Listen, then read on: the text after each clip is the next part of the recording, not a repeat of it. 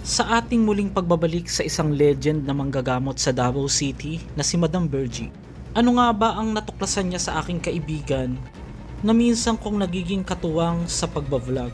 At sino ang gumawa sa kanya ng nakakakilabot na mga sugat na halos 3 taon na pala niyang iniinda dahil sa isang kulang?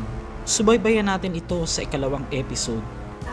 So yan guys, narinig nyo na confirm talaga positive na. Bakit ang liblib na sementeryong ito sa Mindanao ay kailangan mong pasukin upang gumaling sa sarit-saring karamdaman? Ang milagrosong batong ito sa ibabaw ng isang balete na dinarayo ng mga manggagamot upang magpagaling ng mga malulubhang karamdaman. Medyo delikado daw itong lugar sa pinanggalingan natin. Sa matandang babae, may mga kandila dyan. Susuungin mo ba ang mga bagay na wala kang kasiguraduhan?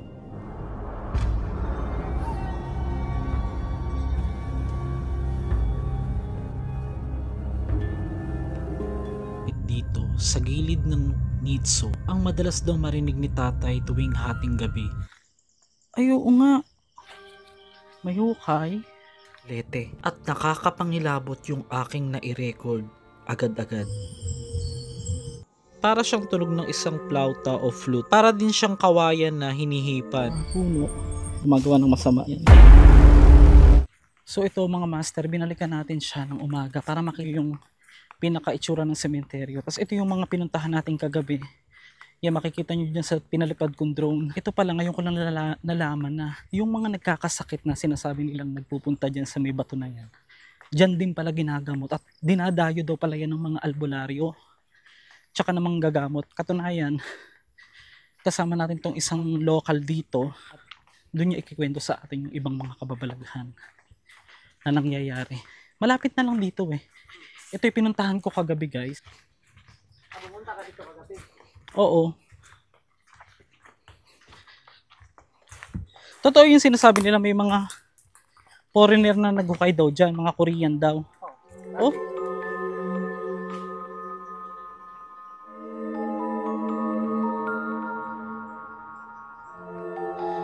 So ito, sasamahan tayo ni Ray. Ano? Eh dyan tayo talaga dadaan sa balete? Sige, sige. Safe naman, walang ahas na.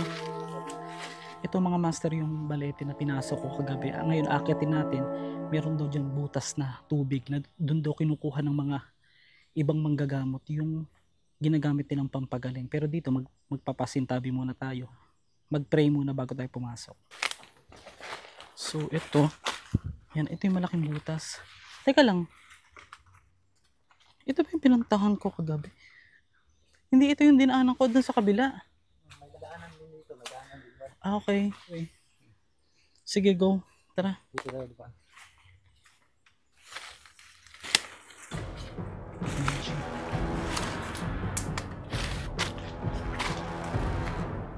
Matibay ba to? Ma'am Cara David. Si Ma'am Cara, shoutout natin. Baka pwede next time si Mama sa mabig natin. Ciao.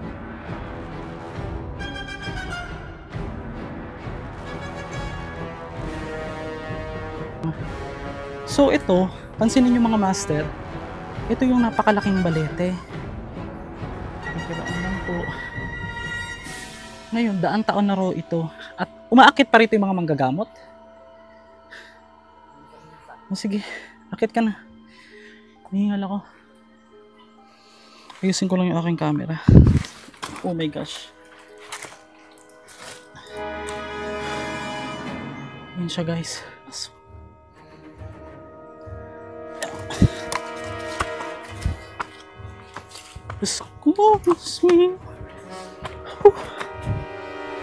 Ayan. Pansin nyo guys, ito ba sinadya ba to? Lukit to, para may daanan. Ay, ito. Ngayon, may makikita kayo dito mga tulo ng kandila. Ito yung mga senyales na may mga nagpuntang manggagamot dito. Yung makikita po ninyo yan. An albulario is a Filipino term for a folk healer or witch doctor. They are known for their traditional healing practices, often using herbs, rituals, and spiritual interventions to treat illnesses. In some cases, they are also believed to practice black magic or curses. Ngayon, itong balon na ito, sinadyang hukayin daw ito para yung iba sinasabing di umano ay nakakuha ng mga kayamanan or mga treasure, mga ginto na mga itinago ng panahon daw ng Hapon. So makikita nyo, yung balon na yan, kumukuha ng tubig dyan yung mga manggagamot, and then dito nila gagamutin yung mismong may sakit. Ito siya. Ibig sabihin, akit pa mula dyan sa ibaba yung may sakit. Para lang dito. Anong gagawin? Papaliguan. I see. So yan narinig nating mga master. Dito ba meron ba rito? Ayan, makikita ninyo, may mga kandila dyan. Ayan. Marami raw mga signs na mga bato na pinagkuhanan ng mga treasure at nakita nga natin. So ito yung pinaka sinadya nila. May mga damit pa nga dyan. Bakit to may damit? Dito yung pinapaliguan, tapos ginagamot, tapos yung mga damit nila iniiwan na nila dito. Oo, okay lang na pumunta tayo dito. Hindi naman tayo mapapano or what. Hindi naman. Bas nagpaalam lang, tabi-tabi. Ano sabi mo? May coins? May mga coins dito. Saan? Tapos paligid. Sinasaboy nila. Bakit daw? Para magsilbing alay. Ano pag wala akong alay pupunta ako dyan? Okay lang daw. Okay lang, basta mag-agi-agi. At kung mahina-hina ka, medyo delikado daw tong lugar. May nakikita sila mula dun sa pinanggalingan natin na balete ng isang matandang babae at doon na raw sila nagsisimulang magkasakit. Kasi itong si dito siya na hindi yung nanigas yung legs niya, sabi niya. Hindi, kung kaya namang gamutin, Hindi na ayaw kaya. mo? Wala nang buto. Saan napunta yung buto? Nalusaw?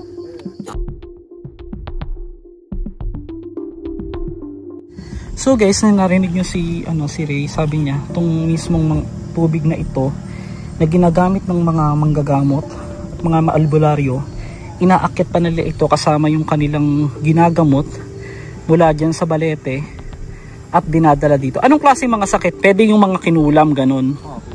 Kung titignan, para itong natural na nakahukay dito, pero sinadya nga raw itong butasin. At ang nakakapagtaka, yung mga albularyo dinadala dito ng mga may sakit ng alas 12 ng umaga at nakikita mula sa ibaba na may mga dala silang sulo o ilaw at nakapila ang mga dadalhin dito upang gamutin. Sa aking pagtanong-tanong sa isang magaling na manggagamot na si Madam Virgie, ang mga anito na dati pang panahon pa ng unang panahon ng mga Pilipino ay karaniwang tinatawag ang mga engkanto sa pamamagitan ng mga albularyo upang humingi umano ng tulong sa mga lamang lupang narito kapalit ng alay tulad ng manok at mga ritual. Ito ang magsisilbing bayad sa kanila. Medyo mysterious lang yung pakiramdam pag nandito ka. Susubukan ko lang hawakan yung tubig. Ano yung mararamdaman ko? Kasi ewan ko kung kailangan ng yung dinadasalan ba ng manggagamot? Ito ba, scientifically, sabi nila, pag inisip puro ng inisip, pwede ro talagang nagkatotoo yung paniniwalang ganun. Ako naman, huwag nating isama yung mga paniniwala. Lagyan lang natin ng konting scientific explanation. So kung kukuha ko ng tubig ngayon, meron ako iniindang nung aksidente ako sa motor. Masakit to. Mag-1 year na hindi ko siya ma-push ng pag-ganun, guys. Kaya minsan hirap ako mag-video, kumukuha pa ako ng cameraman. Di ba dati, alam niyo naman, di ako kumukuha ng cameraman, guys. Subukan lang natin kung saksi itong video, kung may magbabago. Kahit wala po tayong dasal or what, nire-respeto ko po ang lugar nito, nagtatabi-tabi po ako sa inyo, hindi ko po kayo nakikita. Subukan natin kung baka gumaling tayo. Try lang natin, guys. Kuha tayo ng konting tubig, kahit wala ng mga dasal-dasal o orasyon. I-ano lang natin sa kamay dito. Ayan. So, kung scientific ka pag-iisipin or anuhin, pwede tayong gumaling talaga. Kung siyempre iniisip natin gagaling talaga tayo. Pero try lang natin kung gagaling nga. Kasi ito talaga, kapag ito naman ay gumaling, babalik ako dito para siyempre una sa Diyos tayo magpapasalamat. Pangalawa dito po, magpapasalamat din tayo dito kung sakali. Hindi ko talaga siya maigalaw ng ganun. Pagkatapos maligo, ano yung gagawin pagka after na? Uwi na sila. Tapos mag-aalay ng mga coins dyan sa baba. Okay. Wala namang mga hayop na pinapatay. Wala na. Bago sila pumunta dito, diyan sila sa cemetery ba? Sa Oo nga. ba? Diyan sa Campo Santo ba? Oo. Kita mo ba yan? Oo. Giniba doon. Doon nila muna dinadasalan. Okay. Yung dati pa. Yung may gamot, ay yung gagamutin. Yung Ngayon, wala na. Diretso na sila dito papunta. Dito nila gagamutin. Liliguan ka dito. yung papa mo, yun yung Kapatid ng papa mo yung gumagamot mismo. gumagamot. Wala namang pagkakataon na, halimbawa, yung dinala dito, bumalik yung sakit niya, wala naman. gumaling na talaga. Magaling naman ba? Meron namang pagkakataon ba na hindi na pagaling? Sa pagkakaano ko, wala naman. Sa pagkakaalam mo, Wala naman. gumaling naman lahat. Gumaling naman lahat. Tulad ng mga anong sakit daw? Mga matinding sakit ba? Matinding sakit. Oh, Lumala na. anong klaseng sakit? Yung nakikita sa doktor, ganon? Ganyan. Napapagaling talaga. Yung hindi na nagagamot ng doktor ba? Ay, lahat ng halos ng sakit dinadala dito pagka hindi na kaya ng doktor, ganon. Kasi di ba ang alam natin, pag hindi ma-detect ng doktor, dadalhin mo sa albularyo. Dito naman, pag na-detect ng doktor na malala na parang hindi na kaya, pwedeng dalhin dito para gumaling. Oo. Taga iba-ibang lugar ang nagpupunta. Iba. Yung iba nga, malayo nga eh. Oo. Ay, nila pa, ganon. Oo. Paano pag may sakit hindi na kayang umakyat dito? Pinapasan nila. Pinapasan. Binubuhat. Hala. Ang pakahirap guys. Sige mo naman, naka-slide ka na. Tingnan mo si Ray. Malalim talaga. So bigyan ko kayo ng idea guys sa pagbababa na. Ito halos nakahiga ka na. So dapat makapit yung tsinelas na dadali mo. Huwag ka pupunta rito ng umuulan. So bago kami bumaba guys, meron ako nakita rito itim na parang hindi ko alam kung dakta ba yan or parang sinunog na ewan. May mga paniniwalang dati pang pinaniniwalaan, pero kung tayo ay tunay na mananampalataya ay pinaniniwalaan natin ang mga ito sa pamamagitan ng espiritu. Ang espiritu ng katotohanan na kay Kristo at wala sa kahit sino mang nandito sa mundo. Ingat lang tayo dahil baka hindi natin alam, iba na pala ang magpapagaling sa atin. So yun guys, narinig nyo na confirm talaga positive na murag gidaot, no? Gidaotan siya. Dahil so isinama ko lang mga master yung ating pagbabalik o pagpasyal kay Madam Bergie, isang sikat na manggagamot dito sa Davao City. Dahil nag-aalala ako sa aking kaibigan at minsan kasama kong nagvi-video sa akin, ay minabuti namin na ipatingin sa kanya at nakakakilabot ang aming nakita at ang tunay na dahilan kung bakit kinulam ang aking kaibigan. Samahan niyo ako sa kasunod na episode ng ating video ito. Yan talaga yung gamot ng ganyan. So guys, sa mga nagtatanong sa atin, binalikan natin almost mag-iisang taon na tayo dahil sobrang busy natin. Itong si Madam Bergie, dito po sa Matina, Davao City. So sa mga, if ever may mga schedule po siya dito, ilalagay ko na lang dyan sa screen yung contact number din niya. If ever, yung mga gustong magpatulong ng paggagamot, kasi itong si Madam Bergie, parehas kami, naka-MJS kami before. Happy ako kasi mula nang ako yung galing dito, isa po ako sa magpapatunay na, isa ko sa natulungan ni Madam Bergie, na naging okay na. Kahit marami nagtatry dyan, syempre, alam natin, nandyan lang ang kadiliman sa labas, tayo, awa ng Diyos ay nagiging okay po. Syempre, natulungan tayo, dapat tumulong din tayo sa mga marites. Marites. Sa ating friend. Oh my gosh. Is din po natapos mo ng Hindi na since bata. Nag-film ako, okay lang? Nagubang-ubang beta siya lang.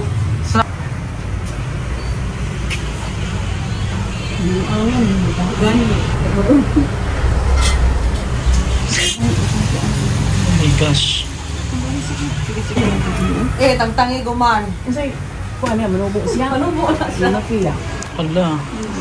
Ligoy. So mga master, sa mga hindi po nakakakilala pa kay Madam Bergie, isa din siya doon sa naki-MJS na nagpaalis daw ng mga espiritu doon sa sinanibang sa spa sa Davao City. So panoorin nyo na lang po sa YouTube. And then nagulat ako at na-confirm niya na talagang kinulam daw umano itong aking kaibigan na minsan ginagawa ko din siyang cameraman. Medyo maingay lang yung background kaya binoise over ko na lang. Nalaman ko din pala na since 1991 pa naging manggagamot itong si Madam Virgie. At marami din silang ginagamot na mas matindi pa daw dyan. Kung sakali naman daw na hindi ito kinulam or pinakailaman ng kung sino man, ay nire-recommenda niya naman na ito ay dalhin sa doktor. Ilang years na yun, friend? Ilang years? 3 taon na. So yung unang sinabi mo sa vlog, 1 taon lang eh. Tulo ka, tuig na daw po. May nakagustuhan ni sa iya taga dito lang. my Ang gosh. nagtrabaho ani niya kanang kanabitong gilautan ni siya. Palayangan ka. Ipang ka lang sa kuan ba yung katol. Sudugin na. Duha kay 3 years naman eh. Katuigan gani.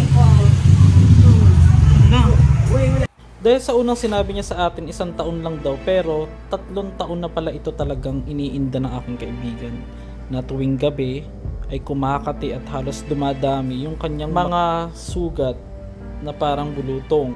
So yan guys, narinig nyo na, confirm talaga, positive na murag gidaot, no? Gidautan siya. Dahil kinaingitan po o nagkagusto. Wala na kay gusto sa iya ba niya una niya tayo ko na nakagusto rin. Kaya ang dito lang po sa amo ang tradisyon. Kaya mga bata papasawahon. Yung ibang part daw ng mga lobo, ng mga tribo ay pinag-aasawa sila at pinipilit yung iba. At siya, parang ipinagkakasundo at hindi naman niya ito gusto. Yung mga babae na maagang pinag-aasawa sa kanila. Kahit wala pa daw sa hustong. Isa daw dun sa mga babae o sa babae na nagkagusto sa kanya ay ang siyang nagpakulam sa kanya umano. Yung mga parents nila magkagustuhanay. Pareho gyapon sa Muslim na.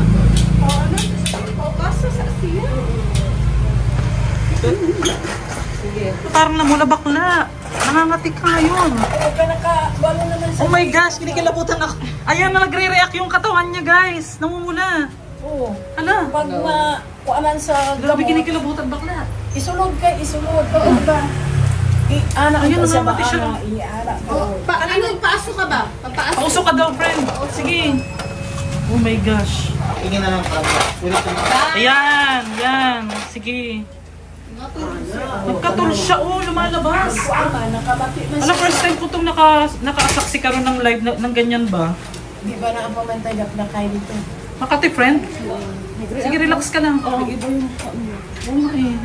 Ito kasi ba, yung mababa yung energy niya ba? Yung aura niya ba? Yeah, palina raman na. Nagtan po itong Angelina ani Sinisiro kayo. Yan, sana gumaling na siya. Mas Guys. grabe pa nito din. Oo, Yung katawan talaga. yung mga ginagamot namin dito. Ay, yung ginagamot niyo ba rito, madam? Mas sobra pa ganyan. Mas matindi pa po dyan. Oo, Huwag mo siya itapat sa ano sa piki baka talikod. baka masunog. Ayan. Dirahan is kuanya dirahan.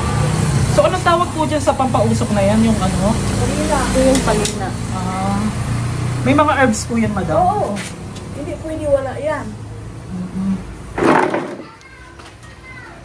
Ayan. Magtiwala ka. Magtiwala ka, ganyan din ako Madam nun. Virgie. Katribo sila. Ay! Ano yun? Native yung Ay, salita magkatribo nila. kayo. Oo, manubo. Kaya pala hindi ko maintindihan kanina. Oo, kasi yung salita niya, Opo. alam ko. Kasi manubo din ako ng Timbo. Kaya pala ibang Wala, nandoon sa kanila, province. Yung madami lang sa kanila yung barang-barang. mabilis lang sa kanila. Oo. Kahit wala na pong picture, Oo, gano'n. kahit wala. Itindan ka lang, turuan ka lang ng ganyan. Magsama ka na dun sa yung lalaki na nagturo sa iyo.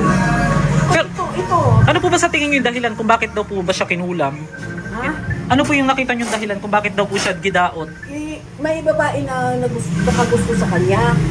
Ayaw niya. Hindi na niya alam. Ay, hindi niya alam na may gusto po sa kanya. Oo. Pero alam po ng babae na may pagkabeki siya, yung hindi siya straight. Siguro. Ah. Tapos ang parents, nagsabi doon sa parents na gusto niya yung lalaki na yan. Opo. Tapos hindi sila naman nagsistulia, wala man sila rin pakialam. Ayun, ginagawaan na masama. Ayan oh. Nagre-react siya oh. Tanda na yan. Sige friend, Hindi kaya mo yan. taon na. Tiwala ka lang friend. Di ba mabango?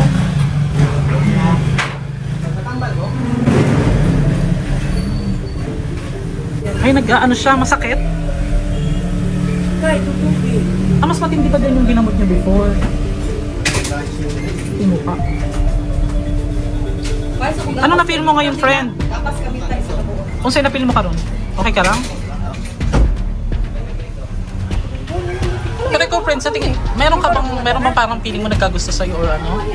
Na something doon? Sa lugar? Hindi mo din alam na may ano? Hindi ko man yan alam. May pagtingin sila sa iyo sa kanya. Pero meron kang isang babaeng close doon. Marami din. Iba man doon sa amin siya. Kahit ano, yung kapitbahay mo, kamag-anak na yun. Grabe no, ang magkatuwa. Ay, tignan nyo, oh. Ba't parang nag-react? Pati yung mati bakla. Ayun, guys. Ito may part dito na. Oo.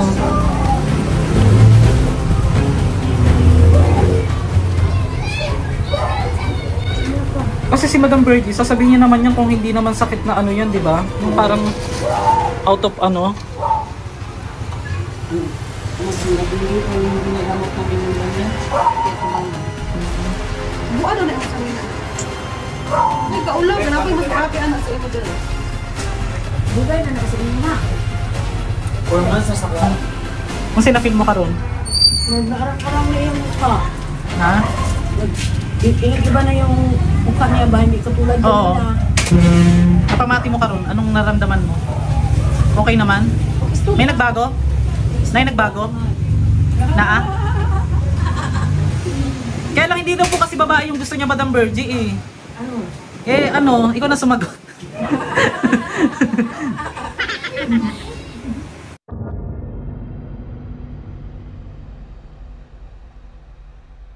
So ito mga master, kasama natin si Madam Birdie dito sa Davao City. Yung dati nating napagpagamutan na tulungan tayo.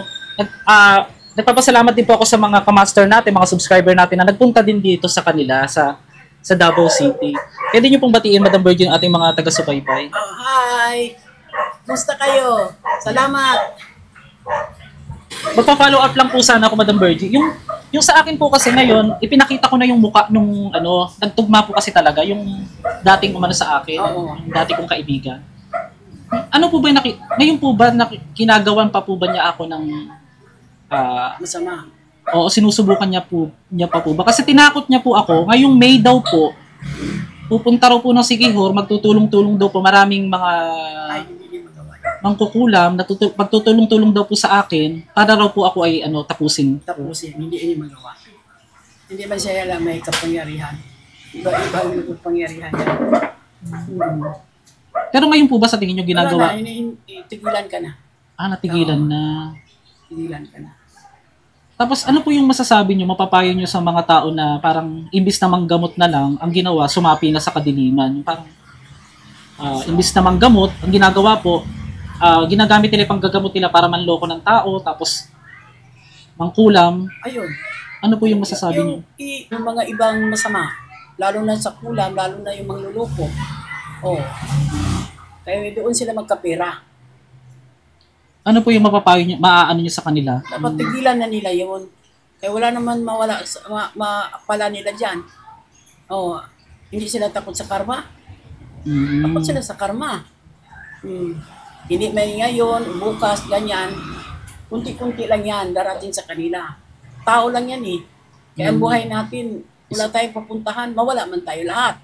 Oh. So yan guys, Magbago ang buhay na sila. yun yung... Punta sila doon sa kabutihan, huwag sa kasamaan. Oh. Ay, ibig sabihin, yung nakita niyo po sa akin ngayon, hindi na nila matry na Hindi na, gawin. balikan. Pero tama po yung una yung nakita talaga na parang dinadala dun sa isang lugar yung ano ko, yung pictures, Picture. tapos Doon, patulong sila. nagpatulong sila. Oo. Gamutin ka. Kasi yung ginagawa mo sa kanila, pinipigil ka naman, huwag ka naman nagbibigay sa kanila. Kung Oh, anong kagustuhan nila. eksakto talaga, Oo. Narinig niyo yun, guys, oh? So ngayon, na iba ka na, Ay, na iba na naman ang mga tao gagamitin nila. Alam mo, kinikilimutan ako kasi yung mga word na sinasabi ni Madam Virgie, hindi ko pinakita yung chat ha. Ganyan na ganyan. Nag-iba ka na, nagbago ka na. Oo, hindi ka na magpadala ng ibang tao na masama ang tutungan mo. Mm-mm. Grabe. Tapos kasi guys, nagtugma talaga yung nabasa nga ni Sir Ed Kaluwag sa kanya. Iisa lang po sila nang nabasa. Ang ginagawa, dadaling doon. Ngayon, tinatakot ako na, ang sabi sa akin, ngayong May daw, talagang may buwan pa. May buwan pa. Ano sila? Diyos. Yun nga po. Yun. Wala yung tao na magkuha sa ating buhay, kundi ang Diyos lang yung ginawa. Kaya sa Ginoo lang tanan ang Oo. mga ano. Useless lang yun. Paggamot-gamot sila, nanggagamot sila, tapos ang yung ginatawag nila, iba na.